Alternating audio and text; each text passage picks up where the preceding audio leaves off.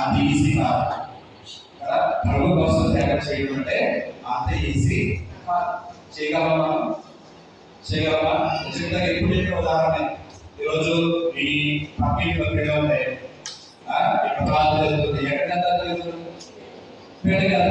ఆనందాన్ని త్యాగం చేయగలరు దేవుడి కోసం. చాలా కష్టం అండి. తప్పదండి, తెలుసు చూడండి, మా ఇంట్లో చేశారండి, ఎక్కడాలి కదండి అంటారా?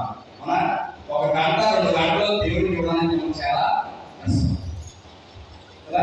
త్యాగం చేయాలి, గంట 2 గంటలు మనం త్యాగం చేయాలి దేవుడి కోసం. మరి జీవితాంతం దేవుని కోసం మనం త్యాగం చేస్తాం. ప్రభు కోసం జీవించాలి అంటే ప్రభు కార్యక్రమం తర్వాతే ఏదైనా, ప్రభు తర్వాతే వెళ్ళిపోయినా చేస్తా అని మనస్తత్వం మనలో ఏర్పడుతుంది కదా.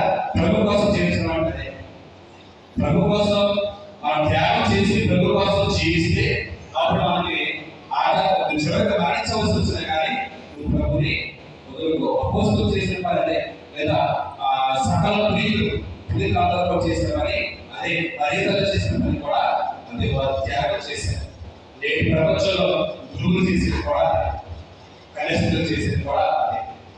ప్రభు కోసం త్యాగం చేసి వారి వారి జీవితాన్ని త్యాగం చేసి దేవునికి సమర్పించి దేవుని సువార్తని అనేక మందికి ప్రకటించడానికి చేస్తున్నటువంటి ప్రయత్నం.